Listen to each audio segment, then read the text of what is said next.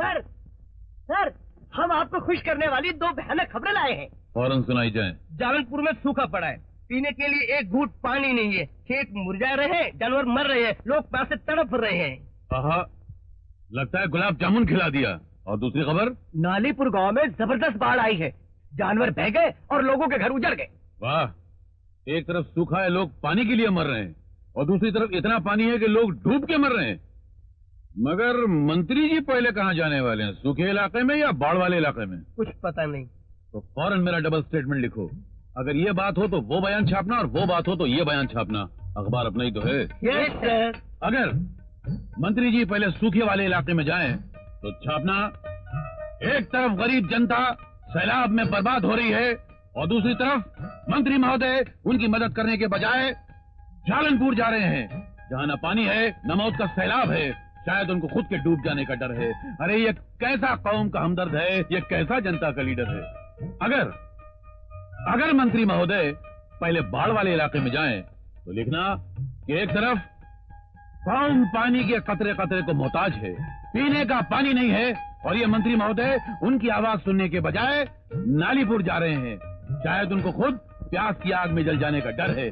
अरे ये कैसा कौम का हमदर्द है, ये कैसा जनता का लीडर है। चौरंगी लाल जी, अरे चौरंगी लाल जी, चौरंगी लाल जी। क्या बात है, ये अचानक चौरंगी की चौखट को चूमने के लिए कैसे आना हुआ? क्या करूं, मेरे भाई को झांसी ने गिरफ्तार कर लिया है। किस जुर्म में? वो वैश्याओं का एक अड्डा चलाता था, उस पर रेड पड़ी और वो पकड़ा गया। उसने अंकल के पैर पर गोली मारकर उन्हें जख्मी भी कर दिया। आपको एक बार फिर अपने लेवल से नीचे उतरकर ऊपर वालों को फोन करना पड़ेगा, प्लीज। देखो, कहीं डाका डालो, किसी का खून करो तो मैं बचा सकता हूँ, मगर औरत की इज्जत पर डाका डालोगे तो मैं उस केस में हाथ नहीं डालूंगा, क्योंकि मेरा हाथ जल जाएगा। हाँ, अगर तुम चाहो तो मैं उसकी सजा कम करवा सकता हूँ। नहीं, उसे किस तरह छुड़वा लीजिए चौरंगी लाल जी। देखो, हाँ, पिछली बार जो मुझे 25,000 का चेक देना था, मैं वो साथ ले आया हूँ, उसे स्वीकार कीजिए चौरंगी लाल जी। नहीं, ऐसा नहीं है कि मैं कोई तुम पर शक करता हूँ, ये विश्वास नहीं है, पूरा है। तो एक काम करो, कल एक 25,000 का चेक और भिजवा देना। क्यों? क्या है कि बम्बई में गंगा नदी की बाढ़ आई है, उसके लिए मैं फंड इकट्ठा कर रहा हूँ। बम्बई में गंगा नदी की बाढ़? लेकिन बम्बई में गंगा नदी की बाढ़ कैसे आ सकती है? आ सकती है। ठीक है, आप सुबह अपना आदमी भेज दीजिए, मैं चेक भिजवा दूंगा। योर ऑनर, मैं अदालत से दरख्वास्त करती हूँ कि धोखा खाई हुई इन औरतों को महिला आश्रम में पनाह दी जाए। महेंद्र नाथ और उनके साथी जिन्होंने औरत की इज्जत का व्यापार किया, उन्हें सख्त से सख्त सजा दी जाए। इस मुकदमे की कार्रवाई और तमाम गवाहों के बयानात से साबित होता है कि महेंद्र नाथ एक मुजरिम है। इसलिए अदालत मुजरिम महेंद्र नाथ को आईपीसी दफा 294 के तहत 6 महीने कैद बामुशक्कत की सजा देती है। इंस्पेक्टर साहिबा, तो आखिर तुमने मेरे भाई को जेल भेज ही दिया ना? तुम हर बार जुर्म करके बच नहीं सकते मिस्टर कैलाशनाथ। तुम 3 मूर्ति में से 1 मूर्ति अंदर पहुंच चुकी है। अब तुम 2 की बारी। झांसी रानी। ओके, रानी सही, लेकिन अगर तुम अपने लेवल से बढ़कर काम करोगी तो क्या करेंगे आप? अपने फौलादी पैरों तले चूंटी की तरफ मसल के रख दूंगा। मिस्टर चौरंगी लाल तो मुखिया, इनसे मत उलझना। लोग इन्हें खूनी भेड़िया कहते हैं, बोटी बोटी करके चौराहे पे बिखेर देंगे। Shut up! जिस दिन मैंने ये खाकी वर्दी पहनी थी, उसी दिन से मुझे पता था कि मुझे तुम जैसे खूनी भेड़ियों का मुकाबला करना होगा। तुम जैसे जंगली भेड़ियों को तुमसे पकड़कर घसीटते हुए ले जाकर पिंजरे में किस तरह बंद किया जाता है, ये मैं भी जानती हूँ और मेरा डिपार्टमेंट भी जानता है। अंडरस्टैंड?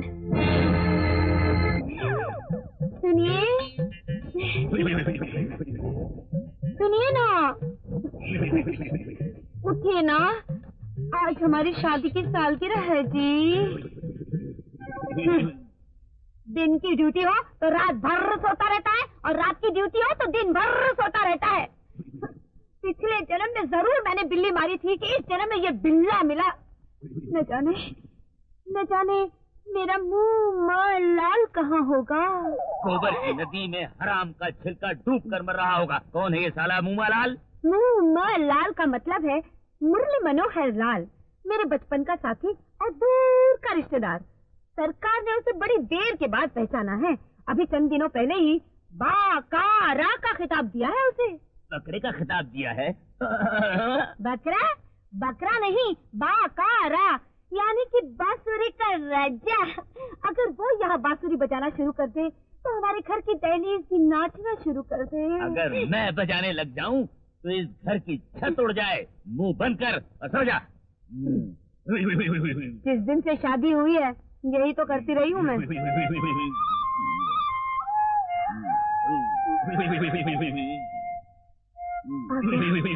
गया मेरा बांसुरी का राजा।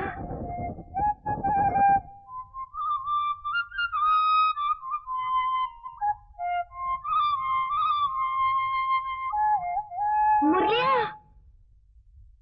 मुरलिया, चमेलिया,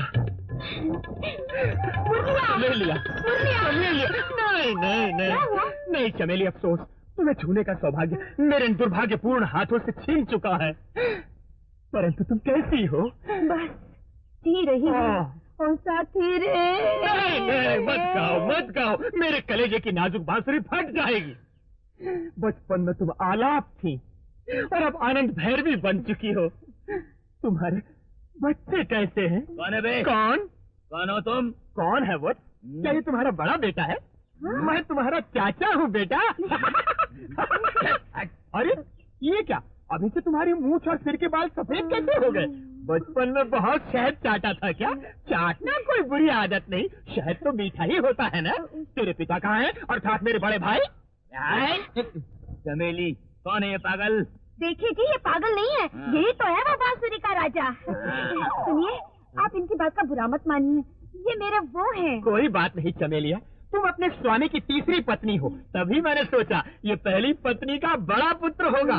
वैसे सारा संसार मुझ जैसे महान व्यक्ति को पागल कहकर ही पुकारता है, और फिर किसी दूसरे ने पागल थोड़ी कहा है, मेरे स्वयं के भाई ने कहा है। मुझे नहीं जचता रिश्ता। ठीक है भाई साहब। फिर भाई साहब, इतनी सारी बांसुरी लेकर क्यों घूम रहे हो? एक बांसुरी काफी नहीं बजाने के लिए? यही तो तुम गलत समझते हो भाई साहब। भाई साहब क्षमा करना, क्षमा करना। जैसे राग को बदलने के लिए ताल को बदलना पड़ता है, वैसे अलग अलग सुर के लिए अलग अलग साइज की बांसुरी को बजाना पड़ता है। वो तो ठीक है, ये बताओ कि तुम यहाँ क्यों पधारे हो? कैसा बेहुदा सवाल किया है तुमने। अरे मेरे जैसा महान बचाऊ क्यों आता है? प्रोग्राम करने के लिए। अपने यहाँ भी कोई प्रोग्राम रखवाइए, आपके प्रोग्राम में तो फ्री बजाऊंगा बांसुरी। मुरलिया, चलो चल के खाना खा। तुम लगाओ, मैं आया। अच्छा। आप भी थोड़ा खा लीजिए भाई साहब। अरे भाई साहब के बच्चे। वाह, कौन कहता है कि हिंदुस्तान बहुत पीछे? इस मामले में तो बहुत आगे। अच्छा, अब आप ही बताइए मैं क्या करूं? जबरदस्ती शादी करवा दीजिए, और क्या है? कैसी बातें करते हैं दो मुखिया जी। वो मेरे सगे भाई की बेटी है जो इस वक्त जेल में है। ऐसे हालात में उसकी शादी कैसे करवा सकता हूँ? सॉरी। अरे कोई मर्डर करने को थोड़ी कह रहा हूँ, शादी करवाने को कह रहा हूँ। और अगर तुम नहीं कर सकते तो मुझ पर छोड़ दो, अखबार में एक सिंगल स्टेटमेंट देके दोनों की जबरदस्ती शादी करवा सकता हूँ। बुरे से बुरा आदमी भी जब अपनी बेटी की शादी करता है तो एक नेक लड़के से करना चाहता है चौरंगी लाल। तो क्या मैं नालायक हूँ? यही मेरी भतीजी ने बताया। अब आप तशरीफ ले जा सकते हैं। कैलाशनाथ, शिकारी कुत्ते की दुम से खेलना आसान है, मगर उसके जबड़े में हाथ डालना बहुत खतरनाक है। और तुम जानते हो कि मैं क्या हूं? आज जानता हूँ। तुम कल के एक्स MLC हो और मैं आज का करोड़पति हूँ। Okay okay. Shankar, yes sir. गाड़ी तैयार है? Yes sir. शंभू, जी हाँ। ड्राइवर तैयार है? जी हाँ। इस घर को थूक थूक के भर दो और चलो। Damn it! भैया, अगर रेनू से मेरी शादी नहीं हुई तो आपका लेवल गिर जाएगा। किसी खतरनाक गुंडे को ललकारना या किसी पॉलिटिशियन को भड़काना, दोनों का एक ही अंजाम होता है, तबाही, बर्बादी। अब देखना मैं कैलाशनाथ के घर में कैसी आग लगाता हूँ।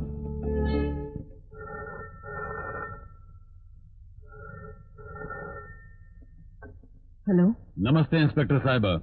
आप कौन बोल रहे हैं? कानून की इज्जत करने वाला। आपके पति चंद्रशेखर लॉरी के नीचे आकर नहीं मरे थे, बल्कि उनका कत्ल किया गया था। आपको कैसे मालूम?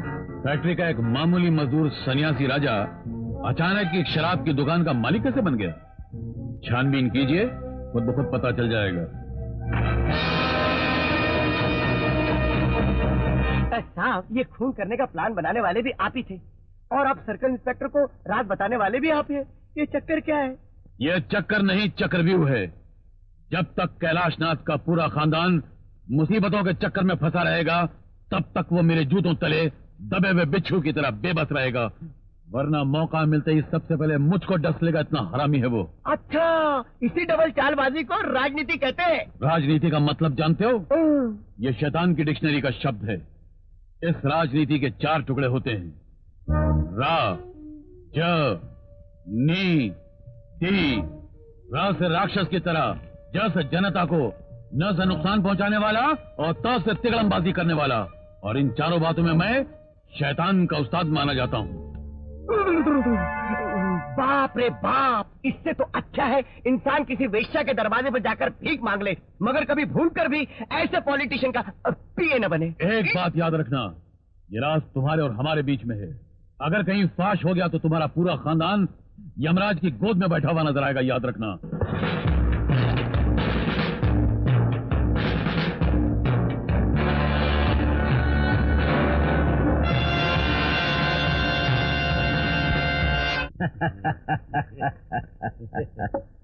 ये लो बलराम, सन्यासी राजा का स्पेशल माल, चढ़ाओ कटाकट। नैसी लॉटरी लगी है तुझे, अच्छा हुआ। और तूने शराब की दुकान खोली है ना, ये और भी अच्छा हुआ। मगर सन्यासी, दुकान का नाम तुमने सन्यासी राजा वाइन शॉप रखा है ना, ये बहुत बंडल है। अरे सन्यासी राजा। अरे कन्हैया, आओ, तुम भी मारोगे ब्रांडी? मैं सिर्फ डंडा मारता हूँ, सर्किल इंस्पेक्टर ने बुलाया, चलो पुलिस स्टेशन। अच्छा अच्छा, मेरी बहन जी ने बुलाया है तो बराबर है। मैंने शराब की नई दुकान खोली है तो मुझे मुबारकबाद देने के लिए बुलाती होगी। चलो। बल्लाम भैया जा रहे हैं। कन्हैया, मेरी बहू को मत बताना कि मैं यहाँ बैठा हूँ। ठीक है, मैं उन्हें बता दूंगा कि आपने कहा है कि आप यहाँ नहीं बैठे हैं। चलो चलो, ध्यान रखना दुकान का बलराम। कन्हैया, कहाँ है हमारी बहन?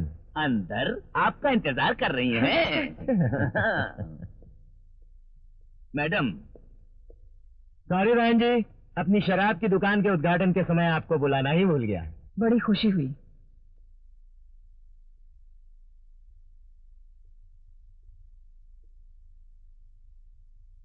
तुमसे कुछ बातें करनी है, चलो। ये पुलिस वाले मुझसे किस बारे में बात करना चाहते हैं? आए?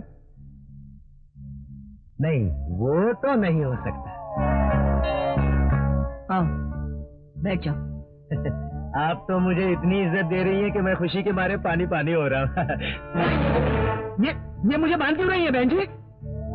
तुम लोग बाहर जाओ। अरे ये सब क्या हो रहा है बहन जी?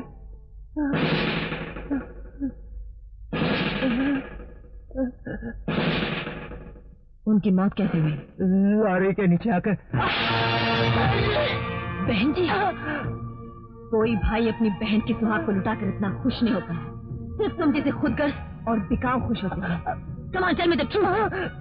उनकी मौत की तुम अकेले गवाह हो। बोलो, उनकी मौत कैसी हुई? लॉरी के नीचे आकर। सच सच बता, अचानक तेरे पास इतने रुपए कहाँ से आ गए? लॉटरी लगने से।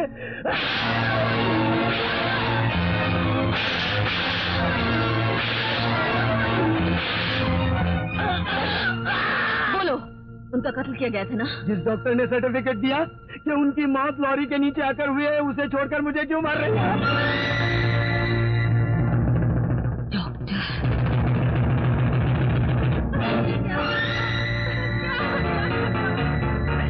मेरी माँ का सिंदूर तूने क्यों मिटा दिया? हमने किसके सहारे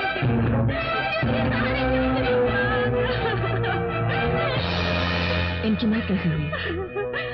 इनकी गोलियां खाकर आत्महत्या कर ली।